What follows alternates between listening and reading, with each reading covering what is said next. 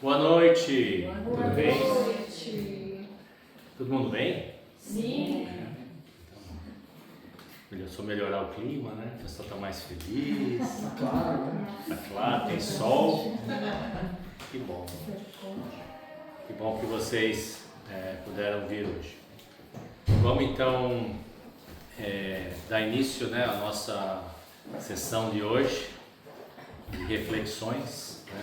Fazendo uma oração de agradecimento então à espiritualidade que preparou o ambiente aqui pra gente, fez essa limpeza energética para que a gente se sentisse bem. E já chega aí a correria do dia a dia, né? Eles querem que a gente se sinta bem para a gente poder aproveitar bastante esse momento. Então vamos também fazer a nossa parte, né? Fazendo aquele relaxamento, acalmando a nossa mente, para que a gente possa então, junto com a espiritualidade, agradecer a oportunidade dessa noite, de estarmos aqui para ouvir um pouquinho, né, dos ensinamentos do nosso Mestre Jesus, que vai ser o tema da palestra de hoje. E com isso a gente poder agradecer por tudo que nós temos, né, por tudo aquilo que a gente aprende no nosso dia a dia, que a gente vai levando, né, das nossas experiências, para que a gente possa progredir para próximas vidas, a gente poder cada vez mais acertar e também a gente poder ajudar as pessoas que estão na nossa jornada, junto com a gente na jornada, a passar pelas dificuldades, né? A sabedoria ela é muito importante para isso também, né? Então vamos agradecer por tudo isso, para que a gente possa então dar início à nossa palestra de hoje. Que assim seja. Bom, tema da palestra de hoje, parábola dos talentos. Quem sabe onde tem a parábola dos talentos? Que livro está escrita essa parábola? A Bíblia. A Bíblia, os Evangelhos, né? É no Novo Testamento. E quem foi que contou a parábola dos talentos? Alguém sabe? Jesus. Foi Jesus, né, que contou aos seus discípulos. E quem daqui não gosta da parábola dos talentos? Eu não gosto, mas não é que eu não gosto, mas ela é bem confortável, né?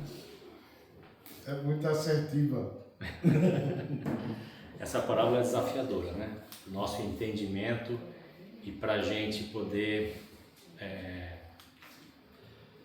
entender o que Jesus quis dizer com aquilo. Então é por isso que nós viemos aqui, né? Porque a gente tem o Espiritismo, né, com essa nova verdade, né, para a gente poder aplicar uma nova ótica, né, colocar um novo olhar sobre os ensinamentos de Jesus, não para mudar os ensinamentos, mas para poder ir mais a fundo na moral de Jesus, né, abstraindo um pouco aqueles paradigmas que a sociedade foi colocando em cima das palavras de Jesus, né? Então vamos ver aqui o seguinte, vamos ler essa parábola para que quem não conhece a parábola dos talentos? Uau! Brincadeira. Então vamos ler a parábola para que todo mundo,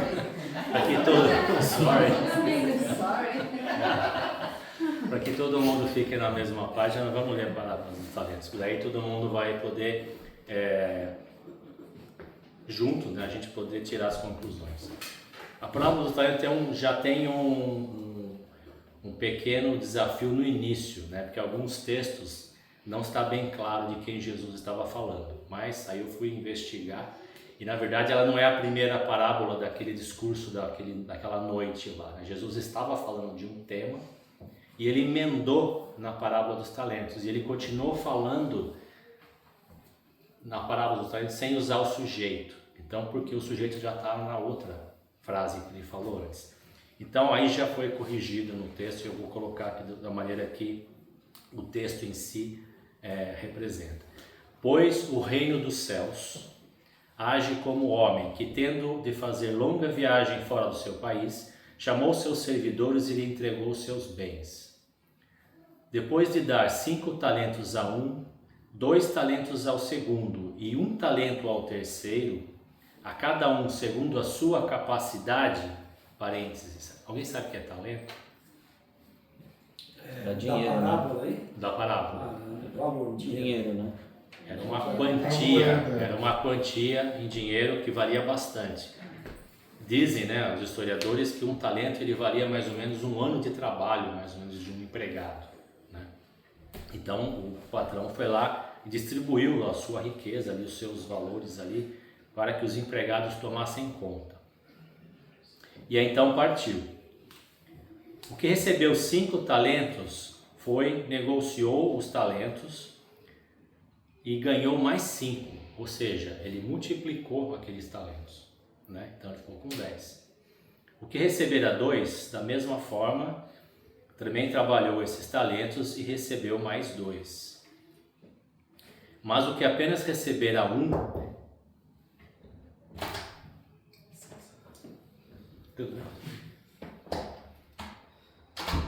uma salva de palmas para ele, tá brincando? Mas o que receber apenas 1, ele cavou um buraco na terra e aí escondeu o dinheiro do seu amo, por medo de perder. Passado longo tempo, o amo daqueles servidores voltou e chamou as contas. Veio o primeiro que recebera 5 e lhes apresentou outros 5, dizendo: Senhor, entregaste-me 5 talentos, aqui estão. Além desses, mais 5 que ganhei. Respondeu-lhe o amo: o servidor bom e fiel, pois que foste fiel em poucas coisas, confiar-te-ei muitas outras. Compartilha da alegria do teu senhor.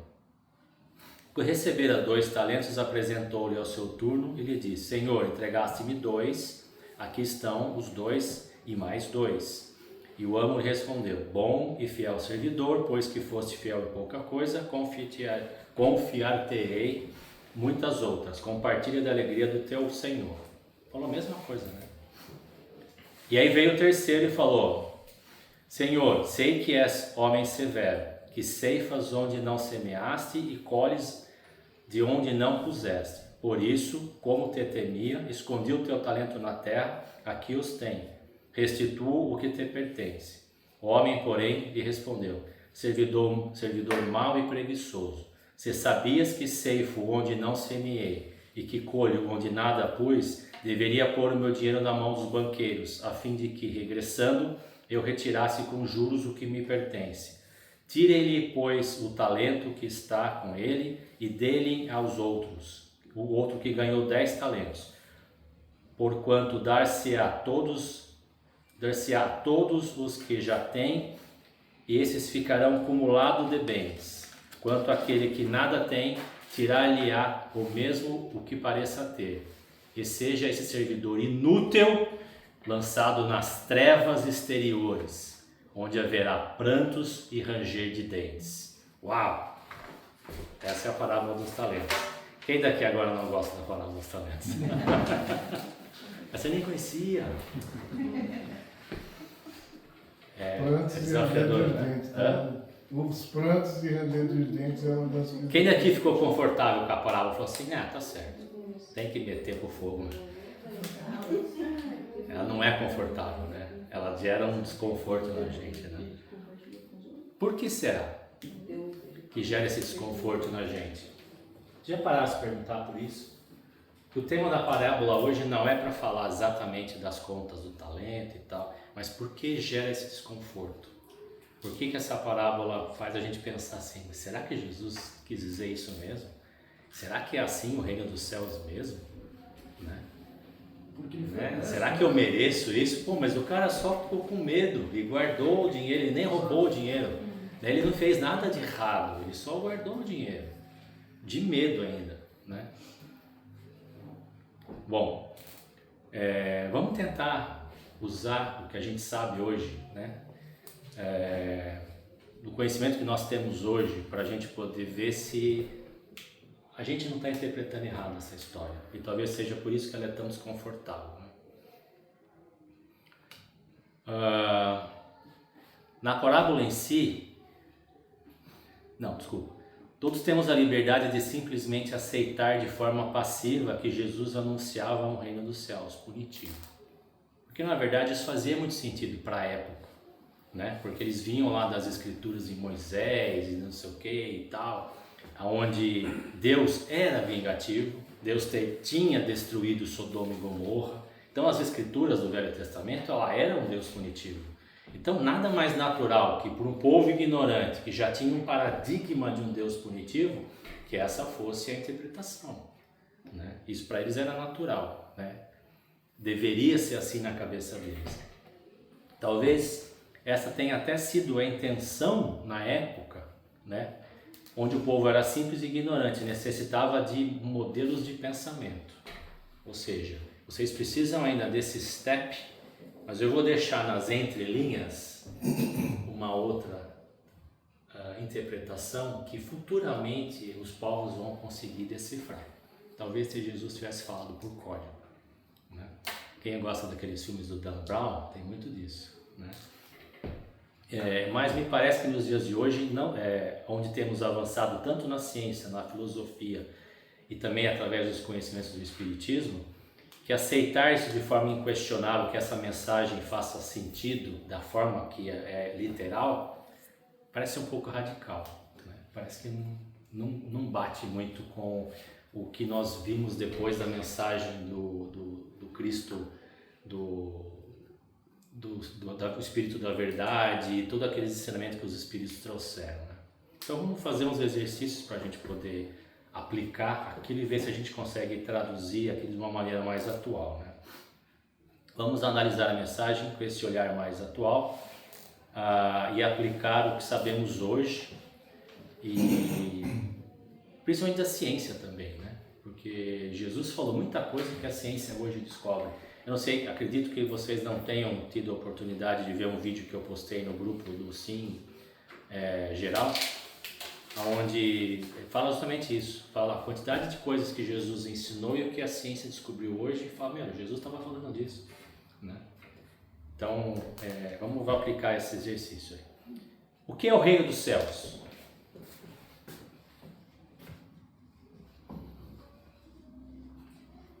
Jesus falava muito disso, né? O que é o reino dos céus? O que vocês acham que é o reino dos céus? É para participar, tá, pessoal? Até aqueles que ficaram com vergonha de levantar a mão, que não sabia da parábola, também pode participar. O que é o reino dos céus? Um estado de consciência. Um estado de consciência. Plano espiritual. Um plano espiritual. Faz sentido, né? Porque a gente sabe que a gente não vai lá para cima, né? Não existe um lugar físico lá no espaço, né, que a gente vai daqui para lá, né? Apesar de ser ilustrado dessa forma, é muito mais complexo que isso, né? Vamos levar em conta, esse reino dos céus é hoje ou quando Jesus falou? O reino dos céus. Tá. Não, eu quero que você fale de que você acha que isso é hoje. Não, mas aí tem que trazer o conceito deles, né? Porque aí a gente vai pensar em reino. Certo. O reino dos céus não sei onde está Deus. Mas o que Jesus se referia ao reino dos céus? Onde está Deus? Onde está Deus? No céu. Seria um estado... Naquela época. Um estado... Eu talvez exprimiria naquela mundos época era um felizes. lugar. não tenho a resposta, tá? Estou fazendo uma É. reflexão com vocês para a gente conseguir construir alguma coisa. E quando Jesus falava de Deus, ou do universo, ou do mundo espiritual, a relação a isso. Isso aqui é Deus, é o universo, ou é o mundo espiritual? Bom, só reflita, não tem resposta. Eu creio que Jesus falava sobre um reino eterno, né? O estado de consciência que nós nos sentiremos quando nos reconhecemos como espíritos eternos. Seria assim, esse é o verdadeiro reino, que é o verdadeiro mundo que a gente fala, que é o espírito que não está no umbral, ele não está na raticidade, mas ele está no mundo, ele tem consciência que ele é espírito. Essa é a maneira que eu interpreto, mas cada um pode ter a sua. Jesus assemelha o reino dos céus a uma situação de um patrão e os seus empregados. Quem daqui vê o patrão como sendo Deus? O reino dos céus assemelha-se a um patrão que ao viajar entrega um tesouro aos seus empregados. Quem daqui fala assim, Jesus colocou Deus como sendo o patrão e os empregados como sendo talvez a criação ali, né? Talvez seja essa a visão que... Esse é o motivo que nos choca tanto, a severidade desse patrão, né? Que é severo e que pune. Isso pelo poder que o patrão tem, né? Sobre as pessoas, sobre os empregados. Certo. Sabe o que é isso Comando daí? e controle. Exato. Parece mais uma tradução ao capitalismo. Então, mas tá na Bíblia. A Bíblia veio antes do catolicismo. Né? Sim, mas tradução que eu não sei. Sim. Não, mas se você pegar o texto em aramaico original, ele fala exatamente isso. Bom, a maioria de nós fica desconfortável justamente porque a gente faz essa analogia, mesmo que inconsciente, de que esse patrão severo e que pune o empregado e o terceiro empregado seria a justiça divina, seria Deus. E Jesus nunca falou isso. Ele falou que o reino dos céus assemelha-se a uma condição. Acontece isso. Mas não falou que Deus é que pune. Então, só para a gente começar a quebrar alguns paradigmas. E também Jesus, ele sempre falou que ele falava por parábolas, porque muitos viam, mas não conseguiam enxergar. Muitos ouviam, mas não conseguiam, sabiam, porque era de acordo com o entendimento de cada um. Sim. E o patrão naquela época, na verdade, ele era o dono dos empregados. Então, ele tinha um poder muito grande. Exato. Sobre a pessoa. E dependendo do patrão, porque tem patrão e patrão, os pobres desempregados deviam viver aterrorizados, né? Exatamente. Então, a relação era muito mais agressiva, muito mais abusiva naquela época, né? Bom, mas em nenhum ponto do texto Jesus diz que Deus, fala alguma coisa tipo assim, Deus assemelha-se como a um patrão. Não fala isso. O reino dos céus assemelha-se a uma situação. Né? Bom, ele simplesmente diz que o reino dos céus é a situação do patrão e seus empregados são semelhantes. Não está dizendo que colocando o nome nas coisas. Então, quem seria o patrão? Né?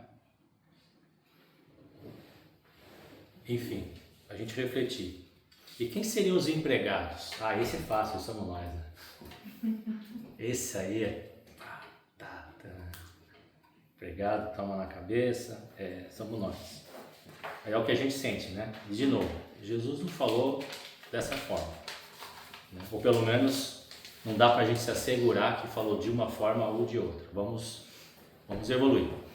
Não é possível ter certeza da real intenção de Jesus, mas assim como a igreja pregou esse Deus punitivo através dos tempos, temos também direito e condições de maturidade atualmente, né, intelectual, para reinterpretarmos de uma maneira que faça mais sentido. Então vamos lá.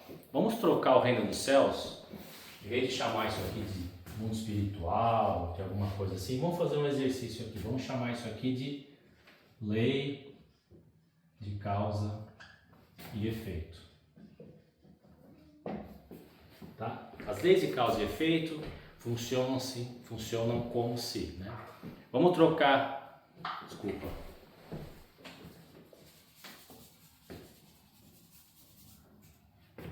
leis universais. E vamos chamar o patrão da lei de causa e efeito, que é uma das leis universais, certo? Aonde está isso aqui? Onde está dizendo isso? Evangelho. O Espiritismo fala isso, né? Que o universo é gerido por leis universais e a lei de causa e efeito é uma delas. Né? Vamos trocar os empregados, né? Ao invés de dizer que somos nós, vamos dizer que os empregados são as nossas mazelas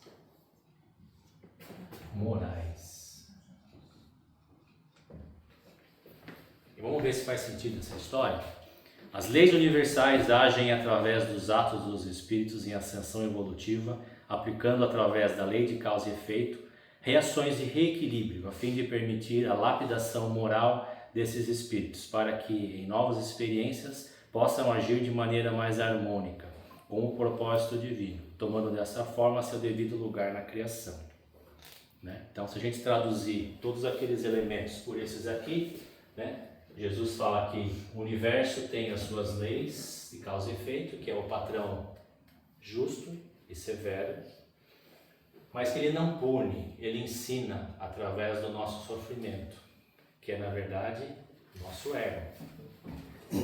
Porque o que as leis universais buscam não é massagear o nosso ego, é evoluir o nosso espírito. Então, para que o nosso espírito possa se depurar, né, a gente precisa se desvencilhar das nossas mazelas morais, muitas delas alimentadas, né, pelo nosso ego ainda em construção, ainda em evolução, vindo de uma fase animal, uma fase cheia de defeitos, cheia de mazelas morais, né? Então, aí já começa a ficar mais palatável, né? Então parece que faz mais sentido agora, né? Porque está casando com aquilo que o Espiritismo fala. Vamos continuar. O empregado que recebeu 5 talentos e deles fez multiplicar. Poderia ser um espírito já em fase avançada de evolução, porque o texto fala a cada um de acordo com as suas capacidades. Então, o empregado 1, vamos chamar de servo, né? Ele recebeu 5. O servo 2 recebeu 2. E o servo 3 recebeu 1. Por que ele recebeu mais 2 e 1? Porque ele tinha mais capacidade. Qual espírito tem mais capacidade de receber uma carga de responsabilidade maior? Um espírito mais evoluído, certo ou não? Faz sentido? Então, a cada um é dado conforme a sua capacidade evolutiva. O empregado que recebeu 2 e deles fez multiplicar poderia ser um espírito ainda em uma fase menos avançada e que por isso recebera menor responsabilidade, mas de igual forma aplicou de maneira adequada, gerando frutos para a sua evolução, ainda que uma menor quantidade, mas condizente com a sua capacidade. Porque esse aqui gerou mais 5, né? Esse gerou mais 2. Então, ou seja, ele não tinha capacidade de gerar mais 5 a partir de 2. E o patrão ficou satisfeito com aquilo. As leis de causa e efeito, né, as leis universais, esperavam aquilo do espírito, que ele pudesse gerar 2 a partir de 2. Né? Isso tem muito a ver com o nosso grau evolutivo, que a gente vem aqui, às vezes a gente quer virar santo da noite para o dia, né? E será que é isso que o universo espera da gente? É impossível? Não é, porque o próprio livro dos Espíritos fala, falta vontade, mas é muito difícil, né? Alguns conseguem dar um passo grande, talvez virar o espírito puro talvez seja um pouco demais, mas conseguem dar um passo grande, mas requer muito esforço, né? Principalmente para a gente poder tirar o ego, o nosso ego da frente, para que a gente possa progredir, né? Vamos continuar. E o empregado que recebeu apenas 1 talento, ainda em fase inicial de desenvolvimento, recebeu uma pequena responsabilidade. Ele era só não matar o vizinho, ele era só se reconciliar com aquele irmão, aquele pai, né? Só fazer algo assim, que ele tinha capacidade de fazer. E apesar disso, ele não gerou fruto nenhum. Às vezes ele continuou cometendo os mesmos erros, ele não mudou.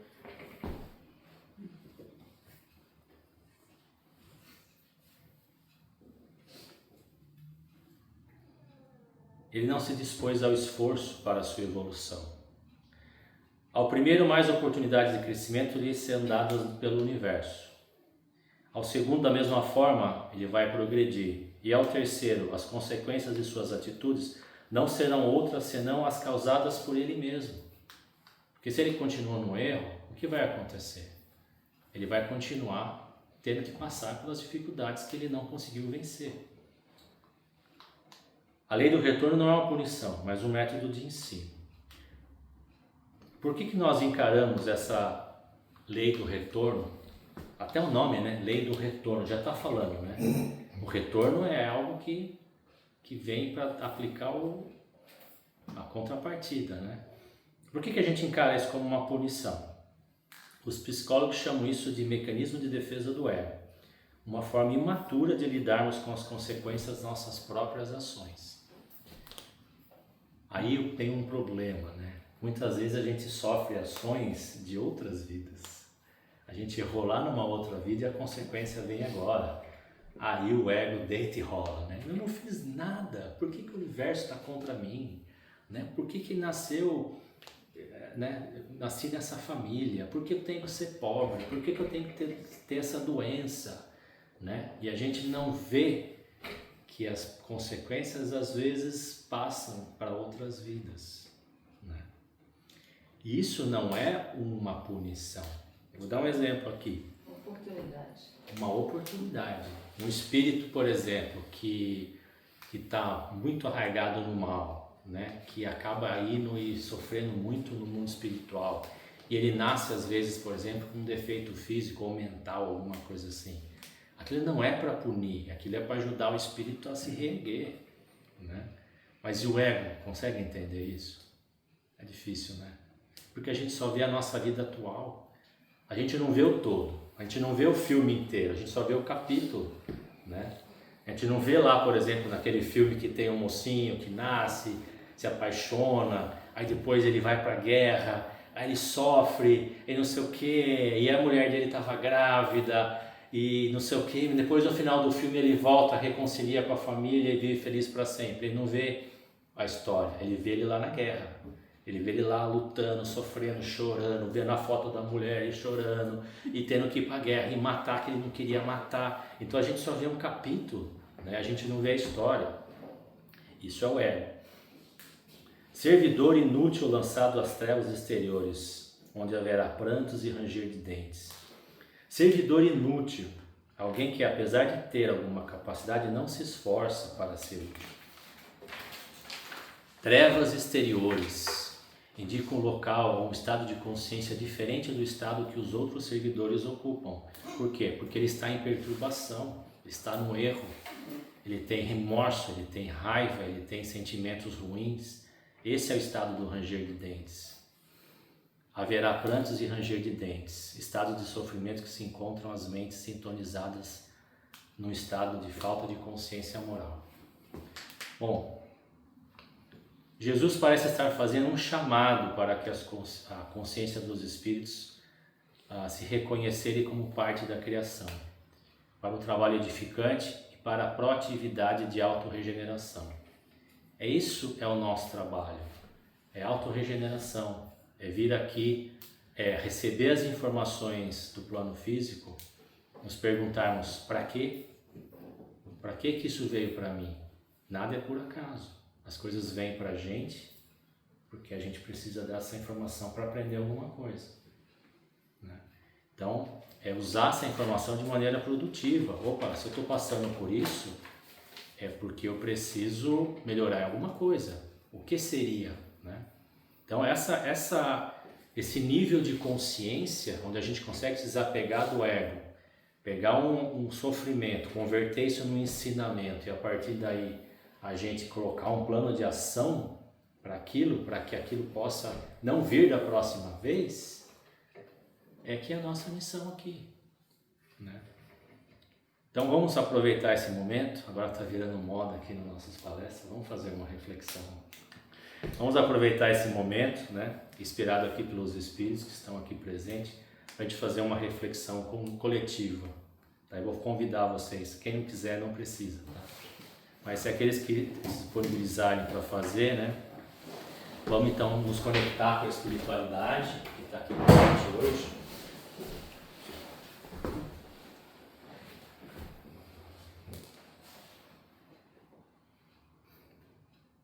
A espiritualidade bem intencionada que vem trabalhar com a gente.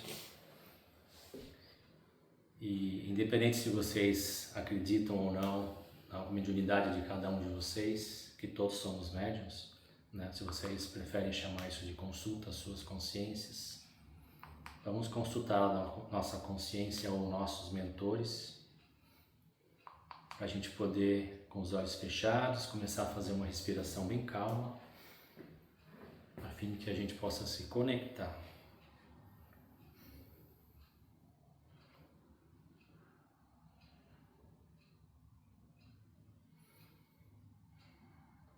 Nesse momento, um filme começa a passar em nossas cabeças. Um filme que mostra o nosso crescimento, desde que nós nascemos, aquelas dificuldades que nós passamos, aqueles momentos onde nós nos perguntamos, para quê? Por que isso está acontecendo comigo? Por que tinha que ser assim?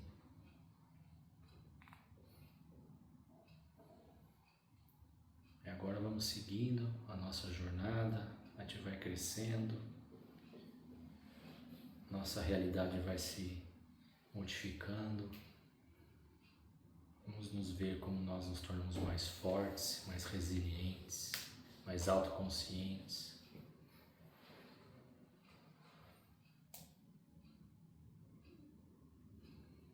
Vamos percebendo como aqueles aprendizados nos fizeram crescer como pessoas, como seres humanos,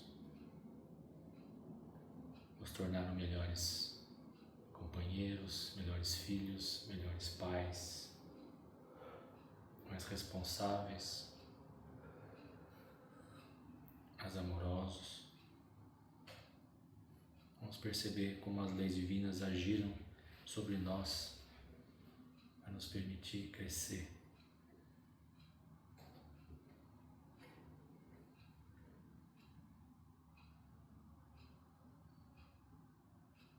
Vamos agora refletir sobre as nossas qualidades, os nossos talentos que nós recebemos como recompensa desse esforço que fizemos para vencer cada dificuldade.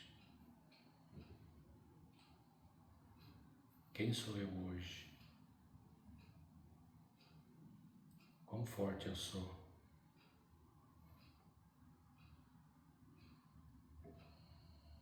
É sobre isso que Jesus ensina e podemos confiar que as leis divinas existem para nos ajudar a crescer. Ainda que a gente não possa compreender 100% de tudo que nós passamos, esse é o método da criação.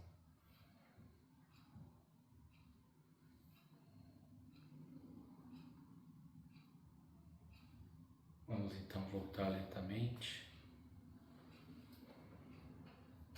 agradecendo a oportunidade que a gente teve de nos conectar com a espiritualidade, de receber aí essa bênção, esse momento de clareza. Vamos abrir nossos olhos lentamente.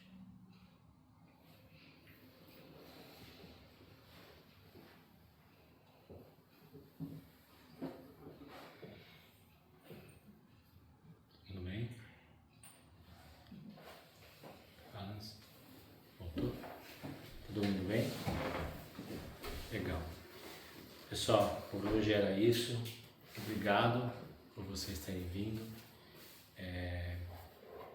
Eu espero que, de certa forma, a lição que sai daqui hoje é justamente a gente não aceitar as verdades que nos são impostas, mas sim colocar de boa vontade, né? Tudo aquilo que a gente tem de bagagem, tudo aquilo que a gente tem de ensinamento que nós acolhemos aí ao longo da nossa vida, ao nosso favor, para que a gente possa crescer cada vez mais e que a gente possa escrever a nossa história, né? E que a gente possa ler alguma coisa que a gente não concorda e analisar aquilo mais a fundo, sem precisar da crítica, sem precisar de acreditar naquilo como sendo uma verdade absoluta, porque não existe verdade absoluta, né? A verdade absoluta nem os espíritos de luz têm, eles mesmos falam isso, só Deus não tem, né? Todos nós estamos ainda aprendendo, em diferentes níveis, mas aprendendo, né? Então que a gente possa estar sempre aberto aí para o aprendizado, tá bom? Obrigado.